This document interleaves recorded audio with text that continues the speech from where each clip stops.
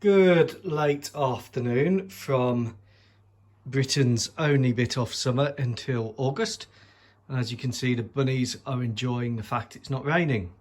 Well, it probably will be later. So here we are at the Kettle of Knowledge, and I want to introduce you to what once was a Revell PT579 patrol craft. So this was once a Revell patrol craft. It is now the 80-foot Special Forces support boat, and it's part of my scalable boat concept. They're not ships, because ships are banned in the house for political reasons. So it is a boat. And here it is. I've pretty much finished it. I just need to paint some more on that life raft. And it's got the Fleetscale life rafts here, which are, I think, printed. They're really nice. Chaff and flare dispenser for decoying anti-ship missiles.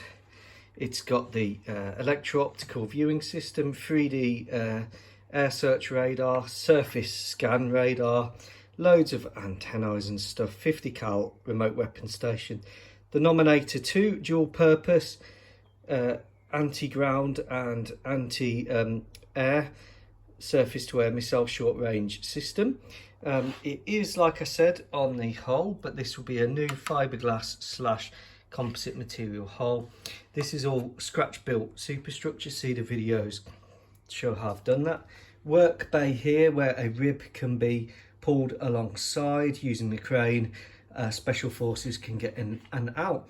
And of course we have a drone, a coaxial drone here with a figure which looks quite nice. I enjoyed making these little hatch doors to make them look naval by cutting the corners and rounding them down a bit. You've got a 7.62 remote weapon station at the rear just for defence.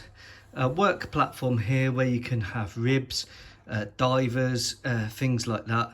I do want to get a crane, a bigger deck crane, and put that on there, but I haven't got around to that yet. So at the minute this one is carrying a drone with rocket pods and 2 Hellfires, which is quite useful for seeing over the horizon and supporting special forces. It's got a nice simple superstructure, so nothing cluttered. I've gone for a simple look here. This is your MBC pack, life support pack here. That's the intake, so that gets in the air for the crew.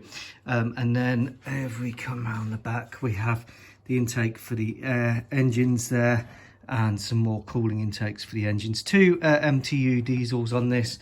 And there's the exhaust there.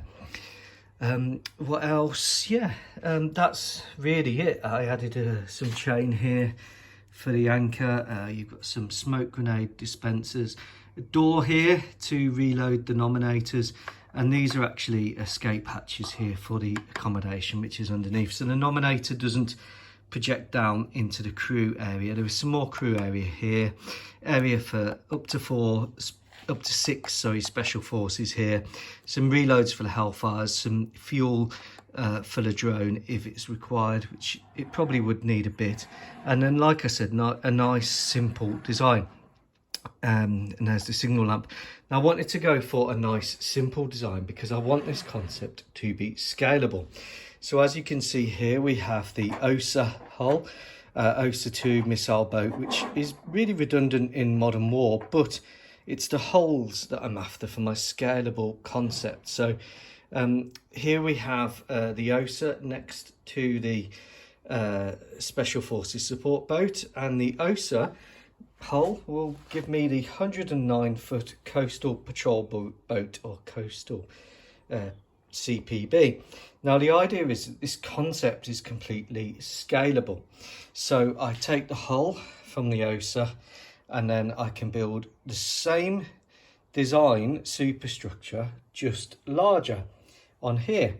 And then the idea is then the next level, which is be the 150-foot corvette boat.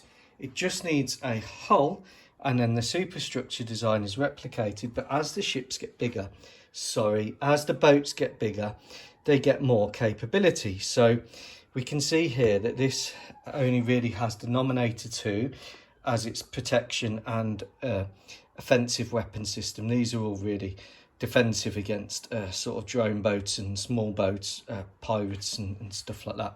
So the Nominator is this one's main offensive weapon system, along with the drone with Hellfires. But if you've not got that on, then you've only really got the Nominator to protect you. Now that would move, but I've done it fixed because it just did. So as you get bigger, the bigger hull can then take a 57mm turret or exocets at the front. The Nominator then moves to the area behind the bridge here, and then at the back you can have an AH-6 style helicopter, which then gives you the capability to have some limited anti-submarine warfare capability. So if you're operating in the coastal areas, the AH-6 helicopter can carry a dipping sonar and some anti-submarine torpedoes. Now what you won't have on this is a really good sonar system on board, although you may have a towed sonar array. The next level up is in terms of its offensive power. So that would be provided by exocets at the front, or that gun system. Now you may have space for the exocets here as well. I'm not sure because I haven't built it yet, but it wouldn't be carrying many, 2 max, which isn't really a good load. So you gain then, and then you can have 30mm remote weapons stations. The next size up, the 150-foot Corvette boat, you get the ability to have your hangar.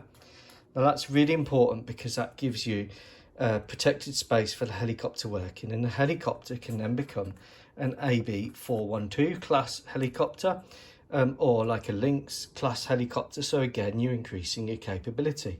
At that point as well, you can have a proper anti-submarine sonar underneath, and you can have more exocets.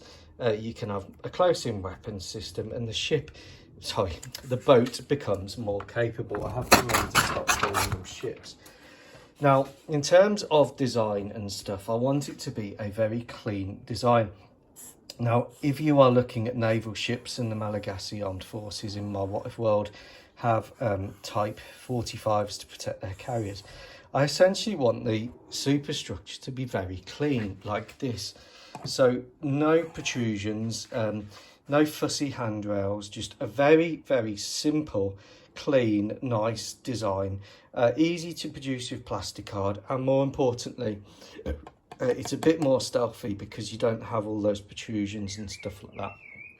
So the idea is that the superstructure will have this shape, and as the boats get bigger, then bits will be added on, so sort of the hangar at the back, a larger work platform, a bigger and stronger remote weapon system at the front. But essentially I want them all to have this design here with the funnel offset, and that is essentially, this is your space for supporting missiles or ammunition and stuff, and this is your rib area. So this is where your special forces or attack boats can go on here.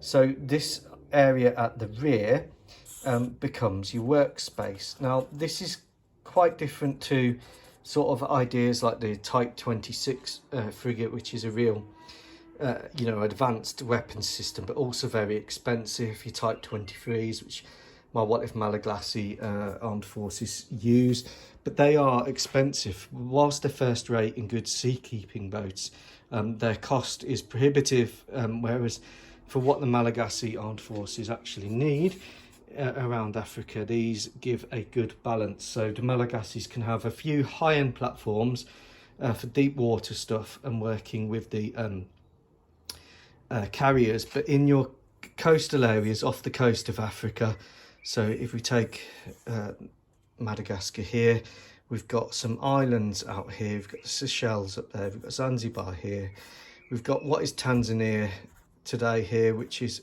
my enemy, which is Marmatia, and then we've got Oilum here, and this coastal area here is where these boats will mainly operate, and out towards the islands, and you've got some islands out here, and again that's their other zone of operations. So they're potent, and they'll give someone a bad day.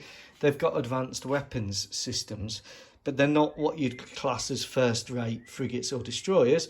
But I think this has come out rather nicely. I think I'm pretty impressed with it. I like the clean design. I think this would be quite usable. With the diesel engines, you lose some speed, but you gain endurance. So you're still going to have quite a high speed, around 28 knots, because it's a good hull design. The idea of this superstructure is that it's actually very light. And whilst superstructure can be big, it doesn't mean it's necessarily heavy, because like I've said on the picture inside, the workspace area here is actually large, and you want your weight down low, and all you've got here is your bridge and your operations area, your MBC stuff, so you're actually keeping your weight low. Now as the size increases, the ability to add things like exocet launchers and the Nominator 2 system to the top increases. And at the back, after the workspace, on the rear, I think it's called the fan of the ship, I might be wrong, you can then have your towed sonar array, and if you need it you can have anti-submarine stuff on there. But that's the plan. So let me know what you think, and let me know if you like the scalable boat concept, and let me know if you like the first of the bunch. These are Malagasy own construction, although the Nominator 2 is in collaboration with the Chinese defence firm, and some of the radars here in collaboration with Israeli defence manufacturers and Indian defence manufacturers, although this one here comes from Germany. So there's a bit of a mix going on, and again, I don't want to get political. The reason that those collaborations go on is because that's the only way you can get top-end sensors at the minute. Take care. Goodbye.